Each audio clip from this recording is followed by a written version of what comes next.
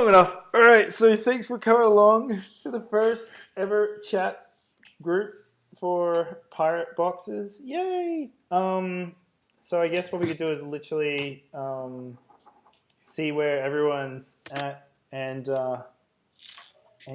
yeah, reconnect and stuff. So Chris, did you want to fill us in and see where you're at, man? Yeah, sure. I'm struggling along here. This is an extremely frugal market. It's like one of the top couponing markets in the country. So people see prices and they're like, "Oh my God, that's expensive." But just to put it in perspective, I'm like half the price of Bobby for double the time. So it's I've priced him down as low as I can. Spring will pick up again. Winter just dies up here completely. In fact, apartments don't let you move out in January, February, or parts of March up here. If you break your lease, you're not going to find another place, kind of thing. So, which city I have a are you couple in? office moves this month. I'm in Milwaukee, Wisconsin, which is about 70 miles north of Chicago. Right. Stacy, we just started now, so Chris is just sharing about how things are at the moment. I've started talking with Boxby, and it sounds like they're going to be willing to put me into their version 1.0 test, because what I'm seeing is my best bet for revenue is going to be the storage and recurring revenue from storage. We have a couple colleges in the area that are willing to talk, and so I'm pretty much pivoting to where the moving boxes will become an ancillary product, but the storage will be primary. I moved spaces. It was actually a rent cut, but I gained an office and unlimited amounts of warehouse space. Like literally, the building itself is 2 million square feet. So, wow, which I have 800 square feet of. And I mean, endless warehousing storage space. So the moving box or the storage is what I'm definitely interested in talking more about, because that's where I'm heading. Cool. All right, so we'll cut a little short. Glenn, do you want to fill us in where you're at, man, and bring everyone up to speed? What's going on with you? Yeah, okay. I mean, I've been doing it for a few years now. It's sort of ticking along similar levels as it has been for a while. I have to say I don't put a huge amount of effort into marketing the business. Most of it comes from just from people that come across our website or from repeat customers or word of mouth recommendations. So the investment's pretty minimal at this point. I'm probably I kind of have been selling some boxes along the way as well. Whenever somebody asks me, I'm sort of more and more open to saying yes when they ask if they can buy some boxes. So I'm losing, my inventory is getting smaller, and so I'm now more and more running into a situation where I'm out of boxes, which used to be a good thing because it means you've got everything rented out. But when I think it's potentially just happening more because I've sold so many boxes by now. So what did you have, and now how many have you sold? What levels are at now? Yeah, probably had a couple, a little over 2,000, and I'm maybe down to about 2/3 of that now. Cool. Steph, you want to fill us in where you're at, huh? And sure. So Lendabox is in a growth mode right now. We have 3,500 boxes. My goal is to build a 10,000 box operation. And we are actually the benefactors of a really incredible gift. In December, my parents bought a warehouse and put it into their real estate portfolio for us. And so Lendabox is the primary tenant in the warehouse, but we have a rent amnesty for a year.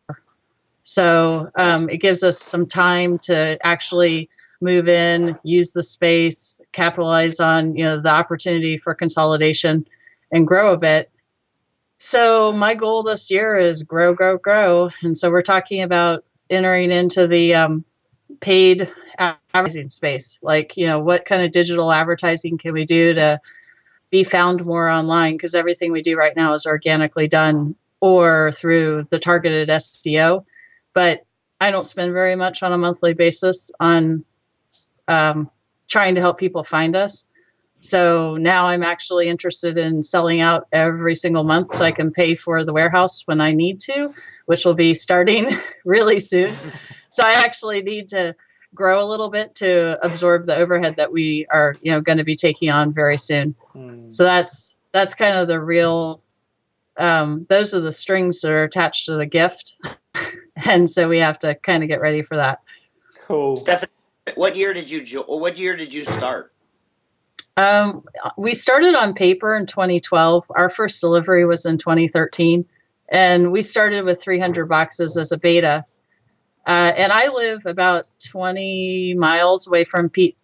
And so Pete and I met. He didn't tell me about the pirates for a full year.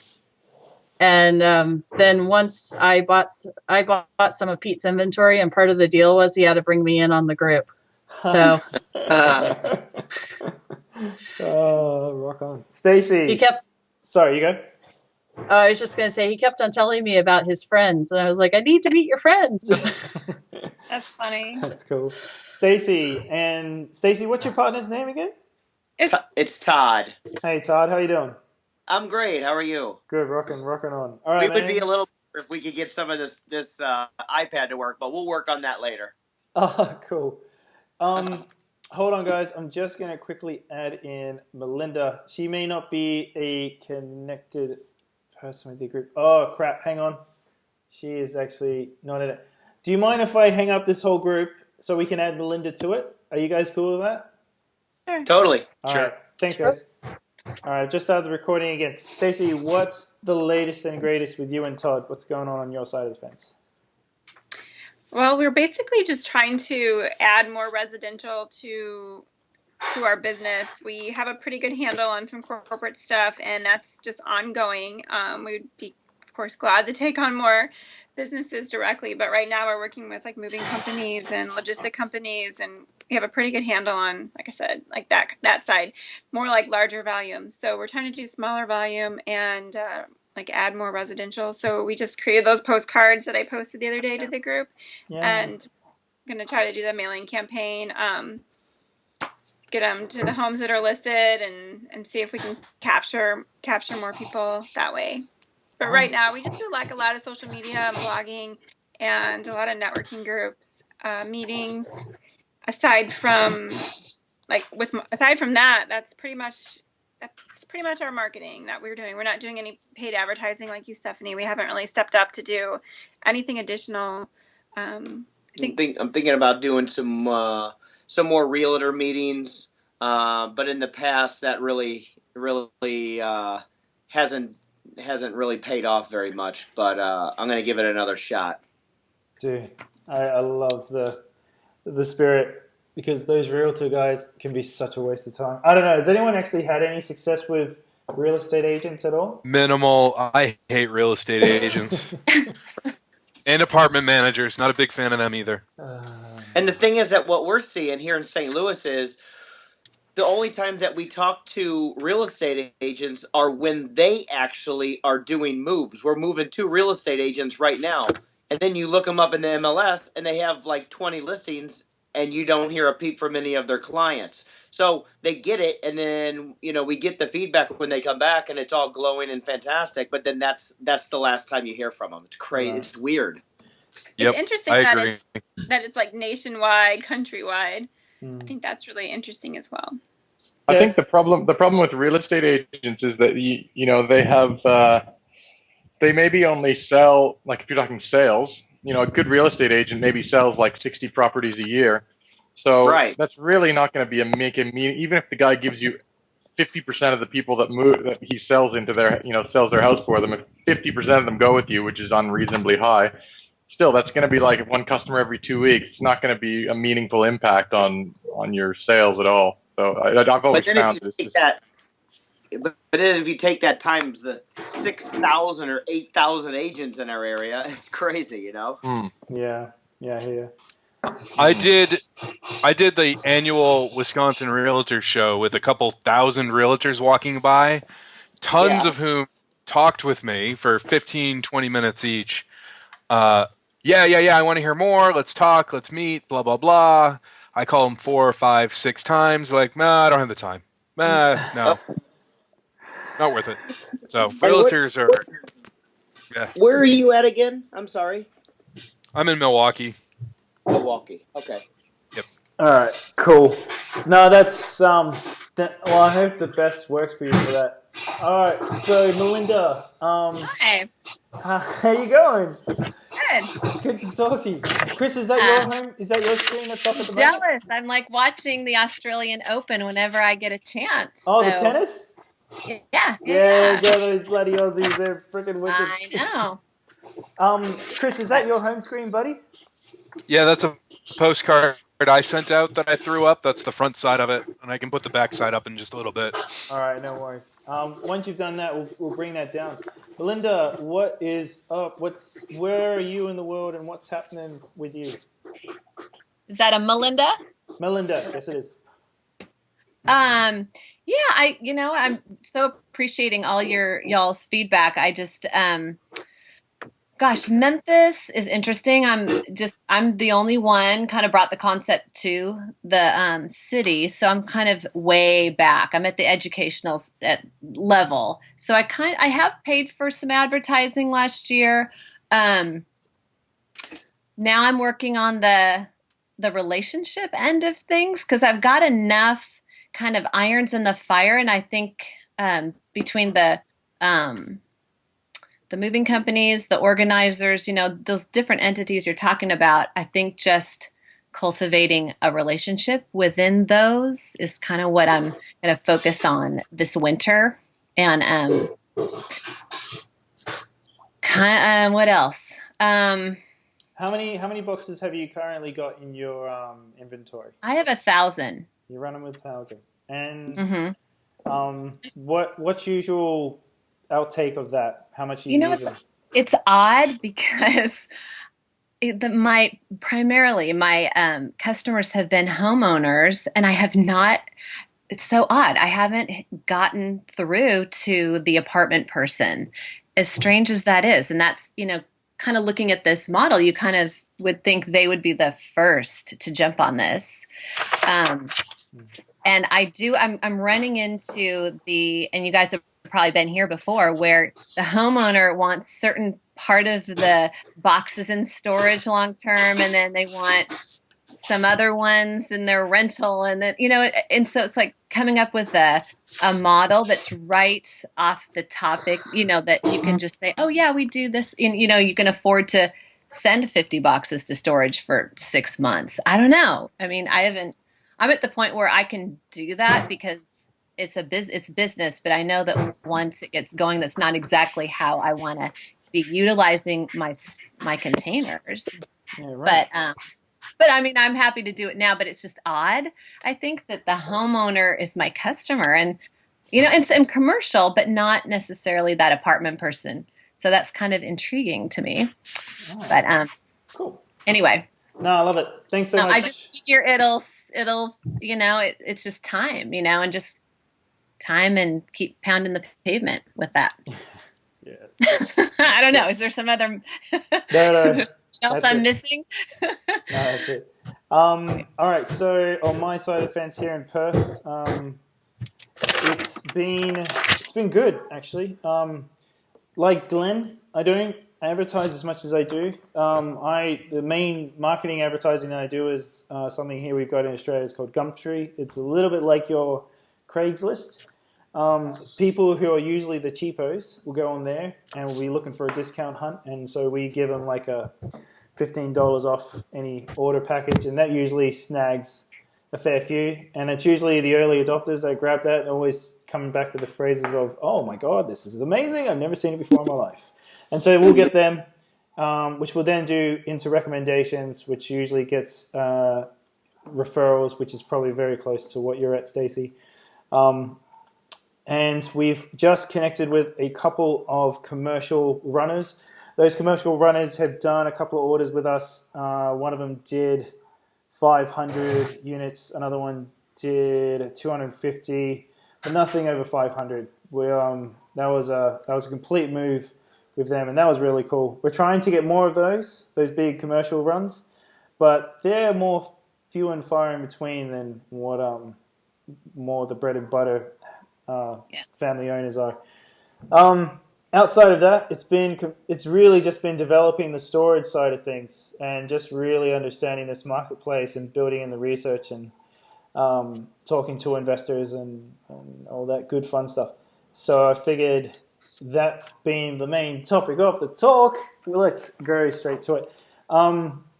So Chris, do you want to just bring everyone Jesse, up? how many boxes have you got, and what sort of and how many are usually out? Sure. So started back in 2012, grabbed 740, I think it was at the time. And for that first summer, we used all of them. I was doing big orders there. I was saying like, oh, look, you can get 50 boxes for bloody, $70. So I was super cheap and super large, and they were just going for it. When I realized that wasn't going to be successful, we started to drop down the packages a little bit and increasing the prices. And we grabbed another 1,400 extra boxes. So we're just a little under 2,500 boxes now. And we haven't capitalized all of them. We've been more or less sitting around 60% capacity.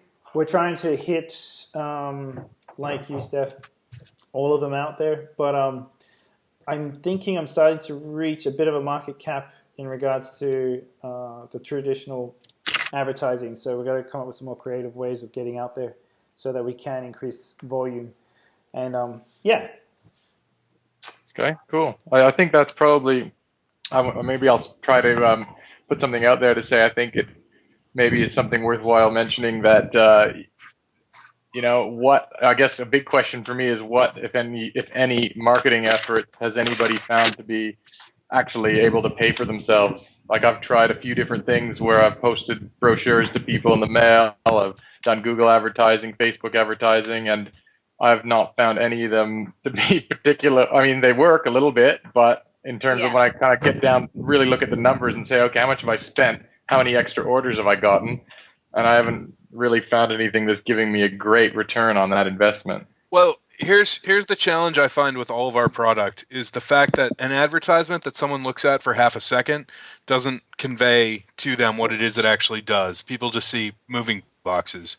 What I have found is by far the best ROI is street fairs and any show I can reasonably get into for a good price. Like there's a show focused on young women professionals next weekend that cost me $200 to be in, and I'll easily get 15 or 20 customers out of it. Wow. Okay. That's a great price for a booth.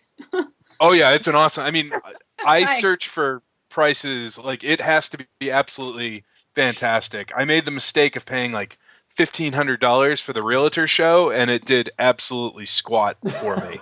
Yeah, that's what we did when we first started. Whereas, we did the home shows, and they were like, I don't even remember, like 1,500. We did 2 of them, so we invested in almost $3,000 in a show, and it was, oh my goodness. If people weren't there, they weren't there to like talk to really vendors. They were there to buy the best broom on the market, or something a takeaway. Yeah. Wow. Yep. That's really good to know, because I was thinking of doing that next year, and I thought, $2,000, is it worth it? Well, No, see it's not. And then the street fairs. The street fairs are outstanding for me.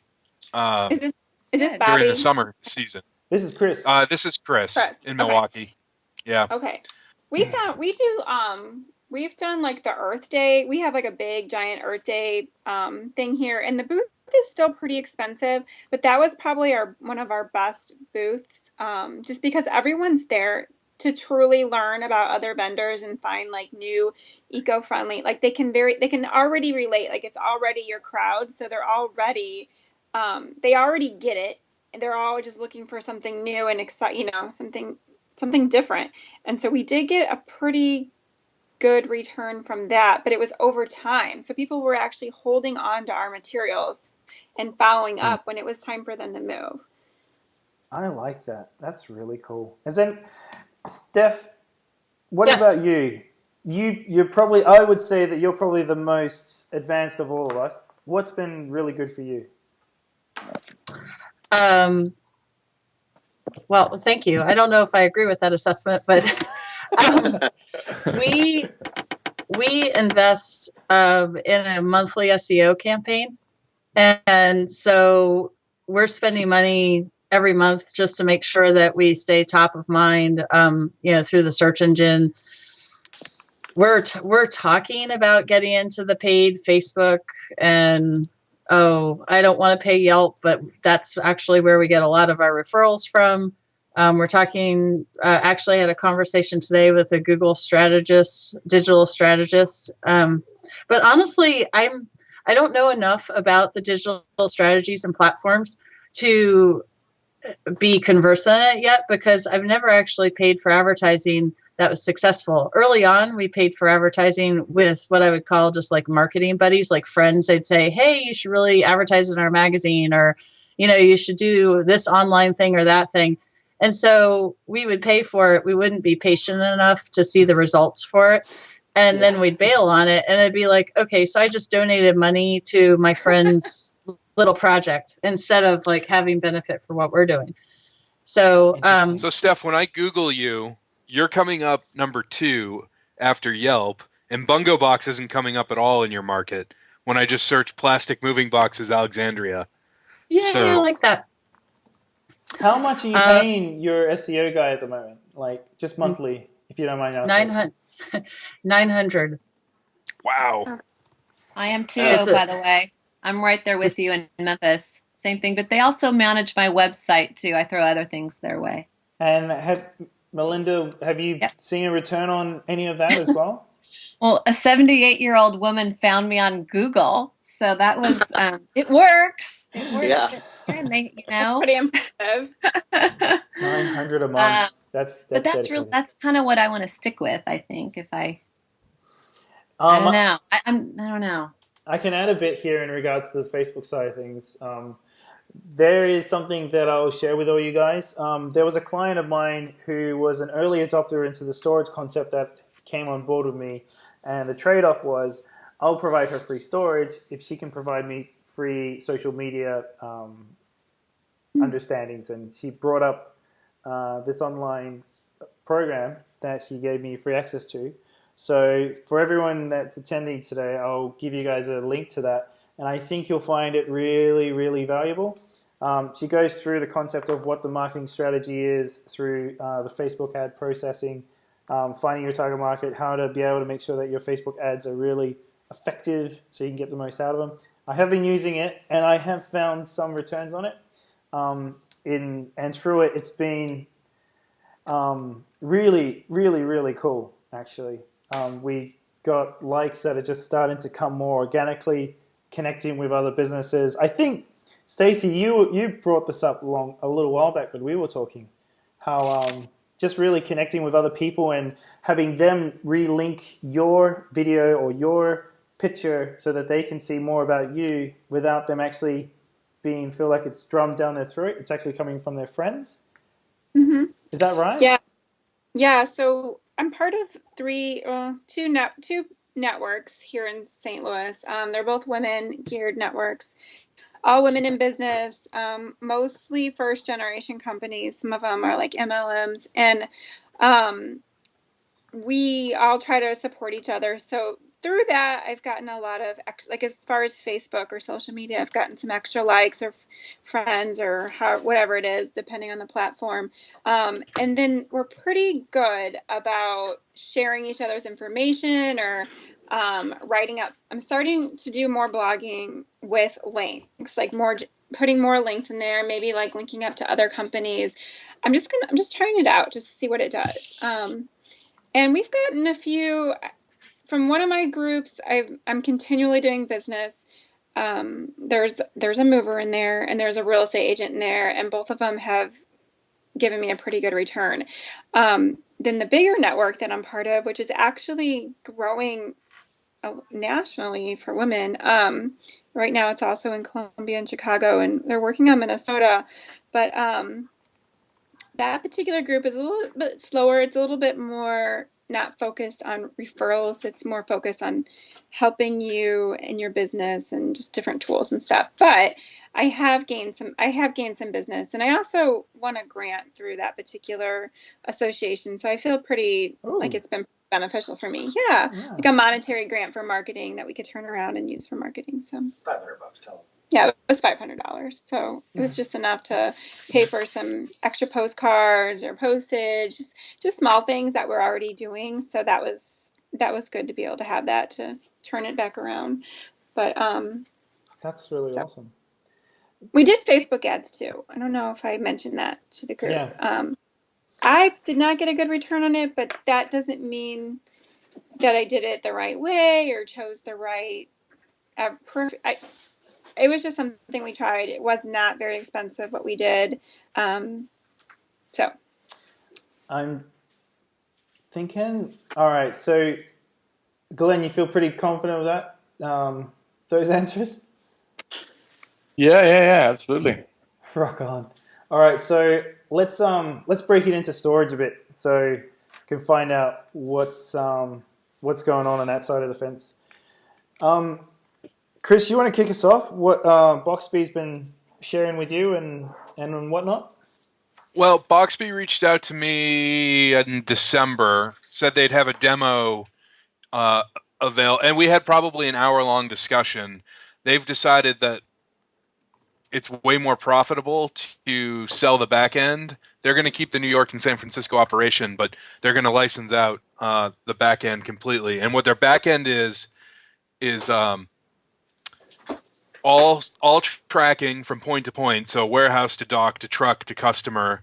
It's also going to include credit card processing, all your SKUs, including moving boxes eventually, delivery scheduling, and a web-facing app for customers. They're going to charge $5 per user. So each customer that you have using the storage is going to be $5. $5.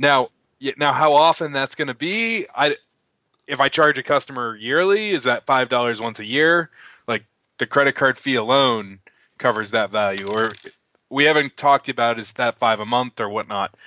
However, with my price point, even if they're charging me $5 a user a month, I can still manage that cost. And it sounds like the back end that they've built out that they're going to be offering is pretty expensive stuff and relatively sophisticated.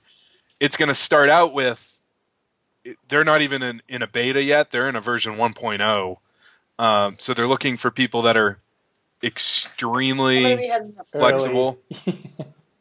What'd you say? What was that? They're extremely what? They're going to be looking for people extremely flexible because they're not even into beta yet. They're into, we just built this and let's see if it breaks. Yeah, I've seen that. Well, so they're pricing, because they've been doing this in New York and San Francisco for a little while, so I assume they have numerous segmented systems that they're trying to build into one seamless system, and that's what they're going to sell.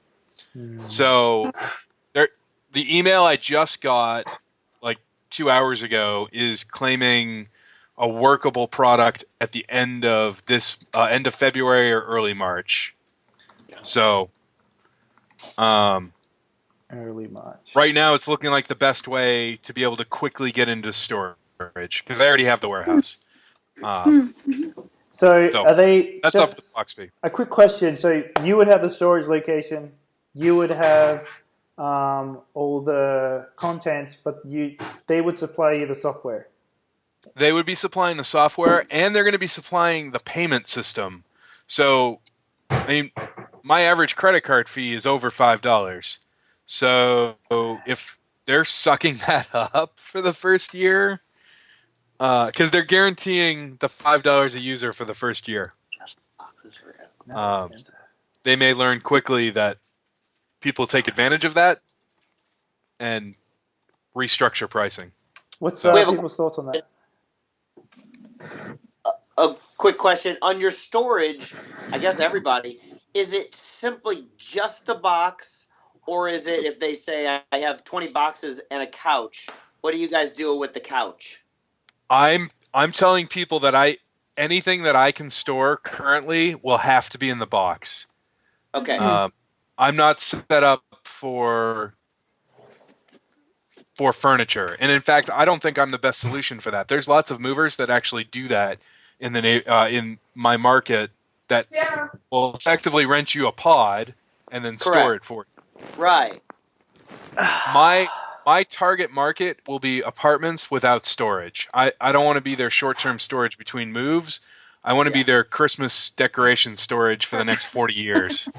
So you want like, for example, like 20 boxes or less, probably. Yeah, 20 boxes would be the extreme high end, I feel. In fact, once they have 20 boxes with me, I would probably have a relationship with a storage center and say, how about I deliver these to the storage center and you move and I'll sell you the boxes. Unless they're willing to continue paying me that over and over. But I think my niche is going to be actually between 5 and 15 boxes of storage. And then you pick them up yourself, obviously, right? Yeah, we'll pick them up, and then anytime they want access to them, they'll pay a trip fee. What's nice is Boxbee can do unlimited number of SKUs. So I can have X non-rush delivery that the box will show up at your house sometime in the next 2 days, and I can optimize my delivery. But if you want it today, I can charge you $40 to bring it today. And for one box, I have a Prius. I mean, I can fit up to probably 10 boxes in a Prius. I'm not sure. So if they're paying me enough money, I'll bring anything to them right away. Oh, that's so cool. Are you guys, Sorry? Are you guys having any communication problems right now? Are you having any communication problems right now? Yeah, it's breaking up really bad right now. I think my phone is messing. Yeah, He does. I'm having. Okay. I can hear everyone And then still. was that Jerry that just explained that? Sorry. Chris. That was Chris. Why do they keep thinking And who was it that just explained that? that was Chris. Chris. Oh, we just lost someone. Did we? Okay. No. All right. Is everyone still online? Everything's all right? Todd and Stacy are. All right, cool. I'm still here, but the audio's gotten really bad. Yeah, it might be just a moment. It seems to pick back up again. Okay. I really want to share some points on this, but before I do, has anyone else got any questions to Chris in regards to Boxbee? Yes, I've got a question/comment. Well, actually, first is a question. What sort of pricing are you looking at for the? Is it going to be a per box per month pricing? Yeah, I'm going to be doing price per box per month, although depending on how Boxbee's license fee is, I'll obviously be offering a discount for longer term paying up front. I haven't tested the market yet on price. I'm looking at $10 a box, but with a 3-box minimum per month. Right. Okay. Hello. And I guess just a comment. I would say like transportation. Sorry, Glenn, you go ahead. What did you say?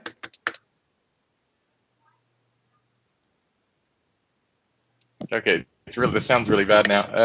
I was just gonna say maybe it might be. I would suggest you might want to just test it without Boxbee. Like I think, like if it's anything like the box hire business, rental business, the first couple months you're not going to have so many customers that you need a customer management system. You might just sort of throw it out there, put it on your website and say, yeah, we're in business, and keep track of people with a spreadsheet for the first couple months. And if it's blowing up and it's great, then go for it. But if not, then at least you haven't implemented all this stuff with Boxbee and everything. I agree. Bobby would probably agree with that too, because he's done exactly the same thing. Sorry, Melinda, you go. Melinda, you were saying you were going to share? I'm here. It's really breaking up though. Oh, okay. You're kind of a I think we're having blur right now. I think we're having communication problems. All right, I'm going to turn off my camera, so hopefully that'll help out a bit. All right, so let me. I don't know. It's more the audio too. Yeah. It keeps. And I'm here. All right. Cool. So, Maybe if we do audio only instead of video, it might make it a little bit easier. I don't know. yeah, that sounds all right. There's nothing to visually show anyway, so that's cool. In the last 2 to 3 months, been smashing on with this whole concept of storage, and Glenn's probably the most up to date, but I'll just bring everyone up to scratch.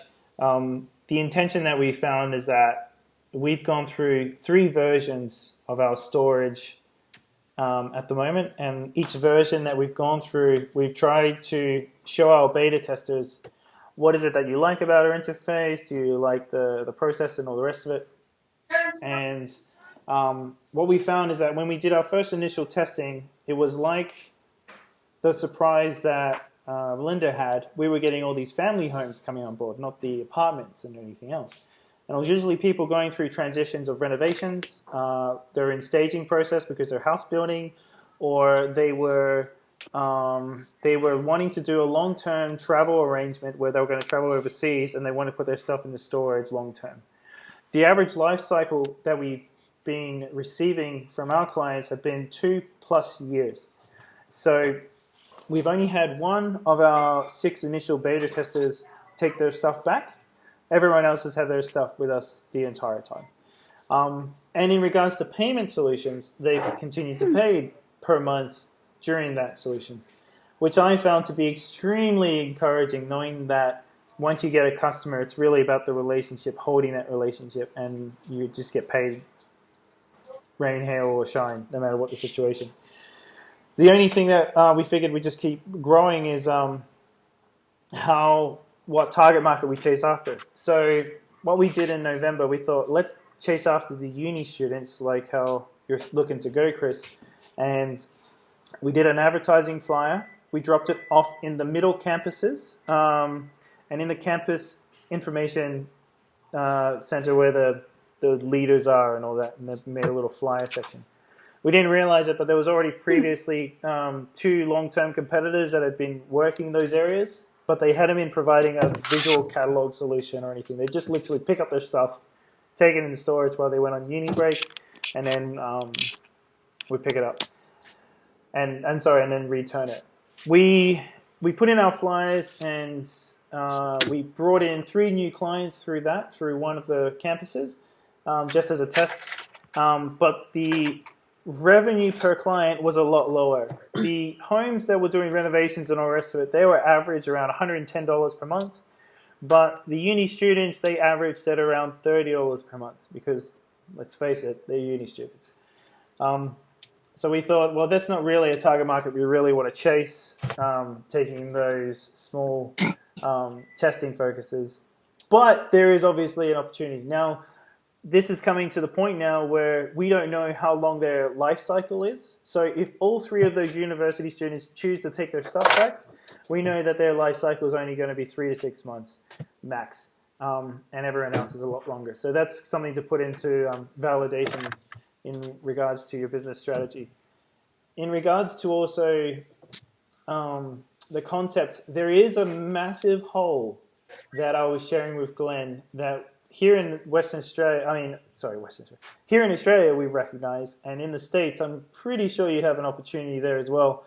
A lot of the traditional self-storage providers are not able to facilitate and service at a reasonable price structure for the more wealthy parts of town. Because if a self-storage facility gets set up somewhere in a really high urban area that's really, really dense and quite wealthy, have a lot of residual income on the side, they're most likely willing to pay for a storage service that would be very much on demand, as Chris was sharing.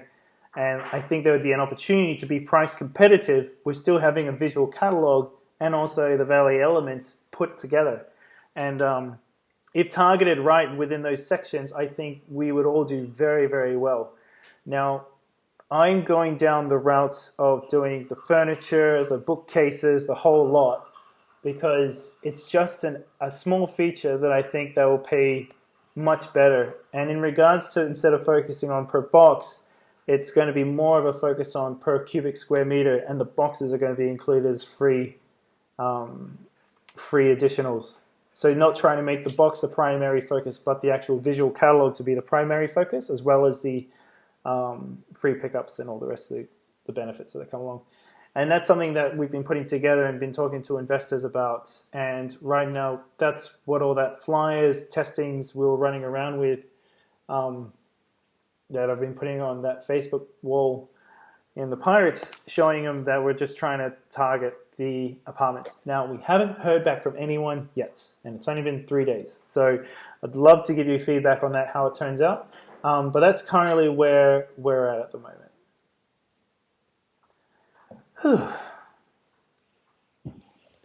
Interesting. Yeah. Yeah, it is. It Apartment is. building that you were targeting. Sorry? That was apartment buildings that you were targeting, like apartment and condos. Yeah, apartment condos. So we found that most of the apartment condos that are in my part of town, West Perth, the average rental that I could notice is that a one bedder is around $450 a week here, which everything we do here is weekly. Through that, we don't know how that's going to go. The 2 bedrooms that have like the swimming pool and all the bits and pieces, they're around the average of $700 a week. Hey Jesse. Yeah. I think we need to restart. I don't know if you're seeing the comments, but I don't think other people. I think the audio is really bad, so maybe you think we could. Okay, sure. Sorry to cut you off. No. I'll cancel the call and reconnect. Okay, Cool. And work backwards from there. Like a lot of people, they have an idea of how much money they're willing to spend. And Yes. you could kind of figure out, what's willing, how can we work with you inside your budget? And that's what we did actually with that super big job. It was just a percentage of the entire renovation project that we agreed on. And we didn't really have the guts to tell them, holy cow, this is the biggest ticket we've ever had in our lives. We were like, okay, that sounds awesome. So hang on a sec. So run us through that again. So you didn't come from the point of view that it was per box per week structure. You came across as a percentage of the entire renovation project. Well, in that particular case, yes, because they said, hey, we've got a moving budget. We have to pay for the movers. We need to do storage. We need to do boxes like yours. And so I just asked her, how much money are you spending? And when she said, I'm spending $50,000 on the move, then that kind of gave me a clue as to how much money we could talk about for our boxes. Right. And the reason why it was $50,000 is because they were literally moving people from floor to floor to floor to floor over the course of 7 months, over and over and over again. And all I did was provide the way, they just kept reusing their boxes from floor to floor. But it was interesting because it was the first time I had ever asked people what their budget is. And now when we talk to a homeowner who is, going to stage and keep their boxes in short-term storage, a lot of times we'll just throw it out there just to see what their price point is. Are you cost sensitive or value conscious, or, is it more important about protecting your valuables? Like, what is the thing that they're projecting? And then when I understand that, then we can start talking about money. But, right. But like Glenn, we have a threshold. We have a scale of what we're willing to, let our boxes go for. And it over time, Janice and I we've created like a matrix based on what our experience is, but we don't publish it. The only prices we publish are residential prices, and that's the start of the conversation. Yeah, that's awesome. That's yeah, really cool.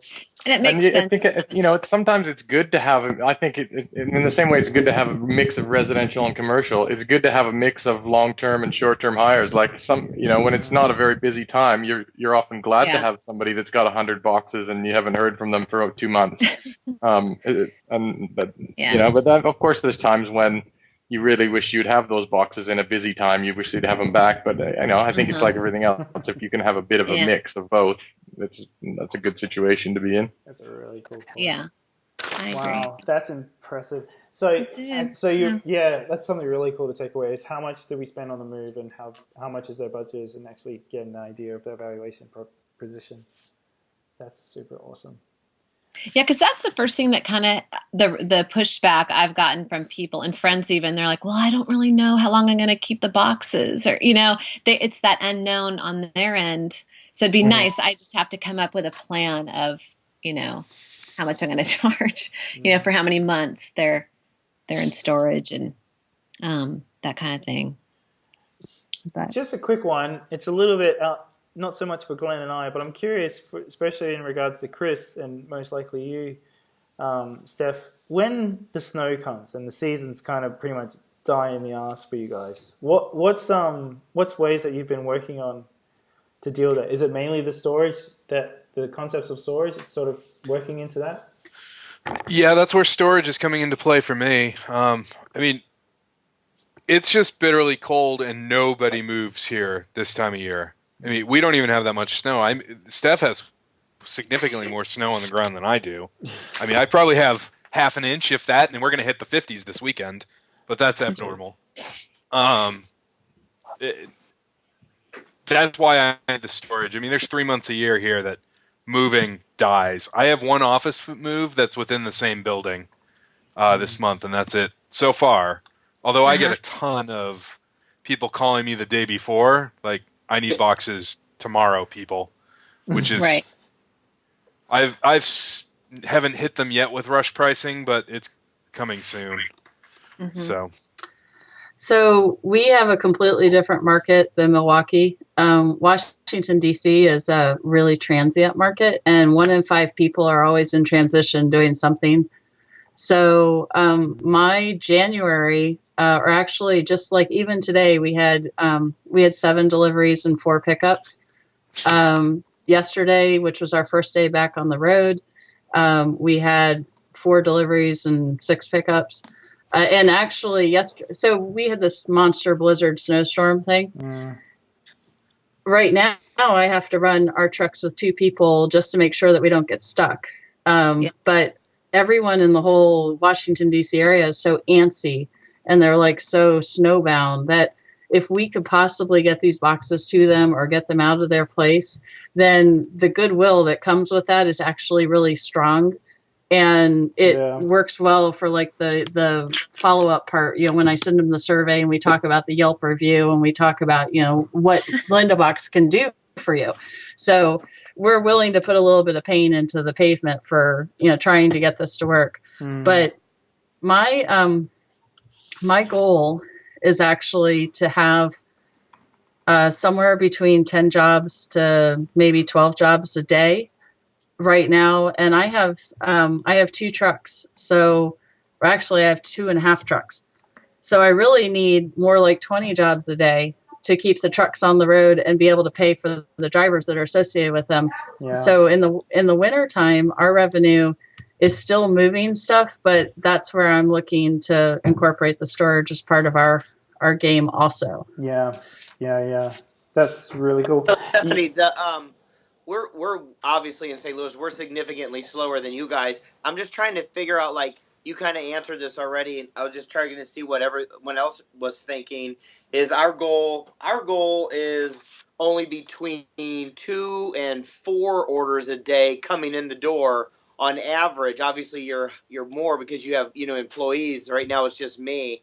Well, no, we don't have employees. We have owners who drive, and then we have part-time drivers who we pay on a couple days a week. I'm not running. Yeah, I'm not running a full schedule every day. I'm running probably somewhere between 20 to 30 orders a week, which is great. But I actually want to run a much larger operation. I want to go to a 10,000 box operation. So we actually really want to be seeing like 30 jobs a day. So that's kind of like what our growth plan is. Okay. And then what about the rest of you guys? About on average, kind of where are you at on like how many coming in the door? Check the calendar. I'm just shy of 1 right now. The last couple of months. I would be in that same category. It's Melinda. Okay. As am I. Yeah. I'm there too. Okay. I'm on average 1.5 at the moment. Okay. Glenn? Probably about one a day, I'd say. Yeah. And that hasn't changed for some time. Just a quick one. Something that you touched on, Steph, that was probably really relevant is the fact that you have the review at the end of every job. Something that I found that's been really, really valuable is actually getting every single client, if I can, to write down a Facebook like and review, so that referral note that they put in obviously acts as a word of mouth effect on social media. Does anyone else do a review or have some kind of social connection to take their passion that they always have at the end of the job and all those praises that they're saying and capturing that? Does anyone use anything for that? I know when in St. Louis, as soon as we're done, as soon as we pick them up, Stacy instantly sends out an email and asking for a review. And then I think we follow it up with a review if we don't get one. And we put it right on our website as well. And we do tell them about the Facebook as well. Yeah, that's pretty cool, man. Is that what you review on your website, or is it a link to like a Yelp or something? So I have an email that I send out that I can, I mean, if you want, I can add you to my email list and you can check it out. So basically it's just testimonial page. Okay.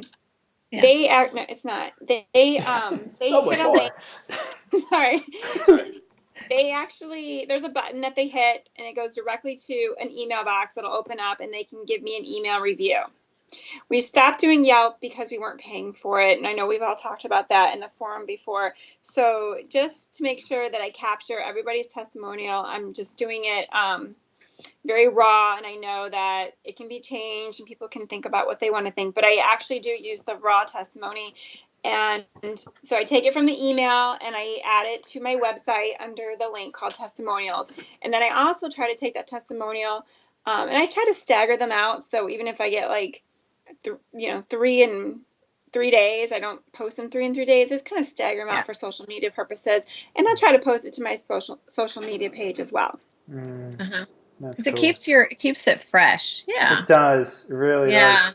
Yeah. I'll Steph is just showing her schedule page. I'll just share my screen with you guys in regards to it. I'm sure you guys have all got the same thing. Just the reviews that come through. This one actually just came through just now from a client. I just have been really trying to capture it, and I think I didn't even realize it that one of the clients that we were using, she was sharing it with me that her, she said that she took a photo of the boxes on her porch, and the photo from the porch, it connected with her friends, and they were, like, even though she was posting about the move, she saw it had the boxes in the background, and she put a link in regards to the koala box, and through that we had 2 other people obviously look at it, like it, and then bring it up. Now, we don't have a lot of likes. We've only got like 185, and I was like spinning my boots off seeing all the organic placement of it. But Glenn, you're sitting at 1,000 something with yours, aren't you? Yes. Mm-hmm. And like, how with the 1,000, were they all paid for though? Was that, or was that organic? Or? Yeah, a good portion of it was paid for, effectively. Yeah. So that's one of the, when you advertise on Facebook, there's various different things you can do. You can have ads, or you can, I forget, it was a year ago probably I've done that, but you can sort of try to get likes, and I guess I don't know how they do it, but yeah, we got a bunch of likes, but I don't think that they're that valuable. Half of them are not even in the country that I'm in, so it's sort of like Facebook. They'll take your money if you want to buy likes, but I did that for a couple months and then I gave up, and I think it's I wouldn't recommend it as a great marketing strategy. Fair Fair enough. Yeah. Okay. So from there, I guess in regards to the whole storage concept, I think there's two things that was touched on that was really probably of encouragement. One is the fact that how there is opportunity with our current clients that they are looking for storage for those renovation jobs while they are using us for the initial jobs that they've applied for. So is anyone actually selling storage on site at location when dropping the boxes off? And does anyone else do that? I mean, I'm doing that now, but I'm just curious to know if anyone else is.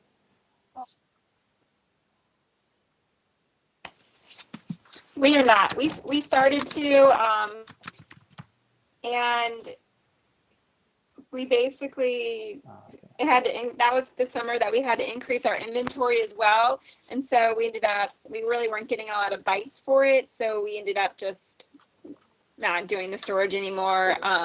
We put it on hold. Is anyone else having audio issues? Yep. Yes. I am. Yeah. Okay, good. We'll do one more reconnect, talk for probably another 5 more minutes, and then we'll wrap up. Okay.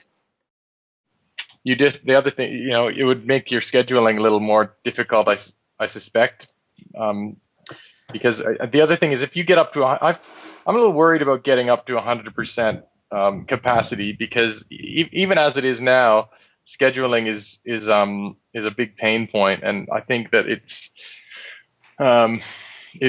won't get any easier if you've got the truck that's supposed to be on the road for 8 hours a day. It might make it very difficult, and you probably can't. In theory, you can operate at 100%, but I'm just not sure you realistically can, just because of the overlap and driving back and forth across the city. It just would be very difficult. So that was kind of one of my concerns. One of the interesting things is the guy pitched it to me as Uber for delivery guys. Mm-hmm. And so it's sort of like you turn yourself on and you're available, and then, you can accept a job or not, all that stuff. But then the flip side of it for me is the, all the overhead that's associated with so like we have an employee, so we have to pay insurance on him, and it's expensive, and we pay for our gas and we pay for our vehicle.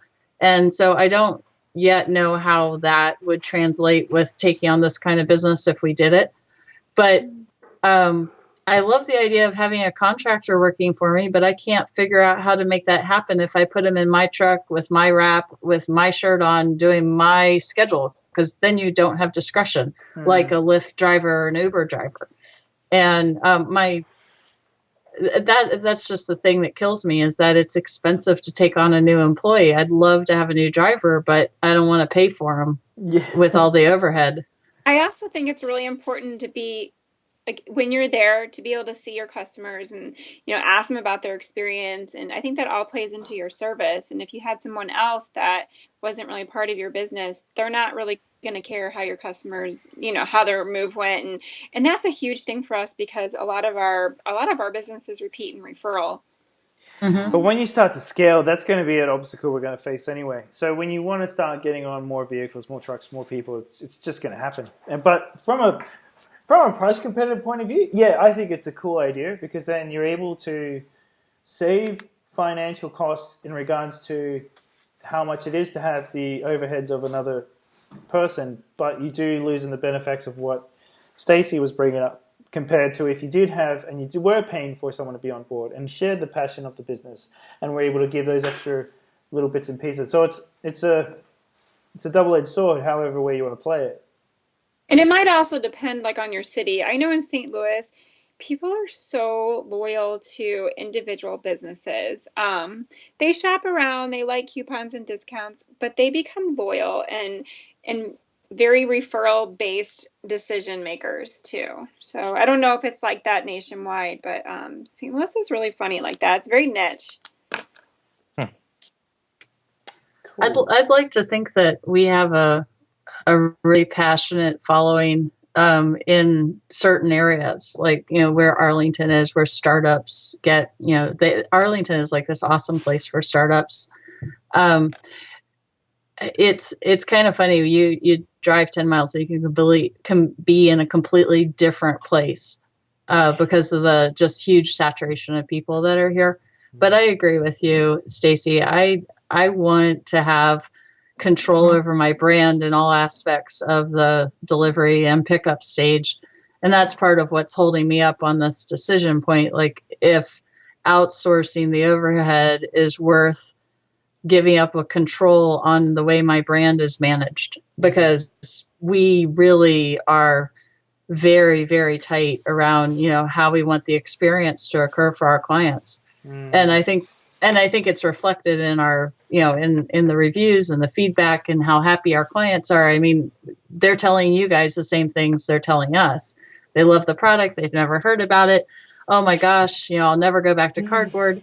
And you just sit there and it's like, it's awesome. Our drivers have the best job because they go out and they collect all the love. And it's always people so happy. Yeah. Yeah. And it's like, it's the complete opposite of being a car salesman or a mover or a guy, an insurance salesman. I mean, all these guys have like the worst rap. The people who go and knock on the doors, who like are going to ask you for, to put new siding on your house.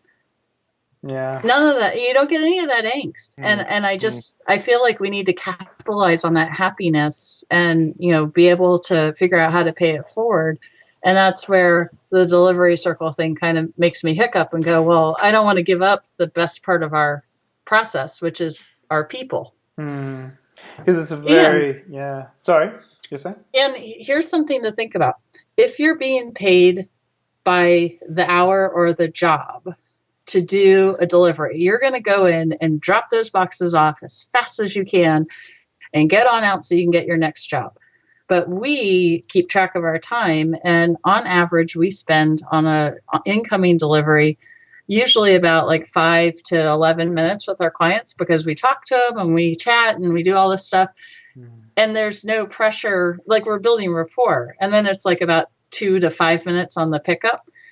But it's completely opposite to what the instructions would be if you were hiring a guy to go out and do as many jobs as he could in a day to earn the next dollar. So anyway, that's what I'm thinking about right now. Well, I'd be very interested to see how that turns out for sure. Steph, I think that would be very cool. Last comment, guys, did you guys find this helpful? Would you be keen to maybe look at this in something maybe in the next 2 months or so? Yeah, totally. Yeah. Yep. Sure. Sweet. Yeah. All right. I'll put something out there maybe in like a month or two, give everyone time to think and reflect and stuff.